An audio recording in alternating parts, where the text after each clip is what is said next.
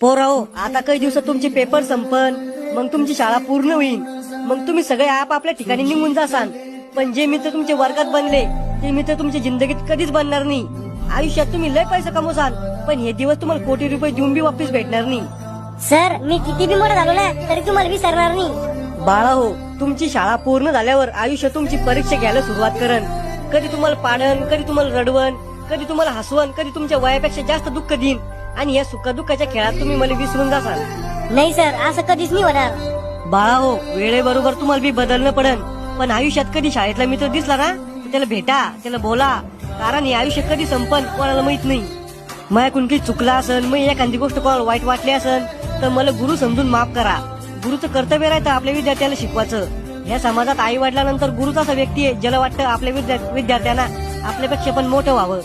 गुरु रस्त्यासारखा राहतो, स्वतः कुठे जात नाही, पण विद्यार्थ्याला त्याच्या ध्येयापर्यंत पोहोचवतो.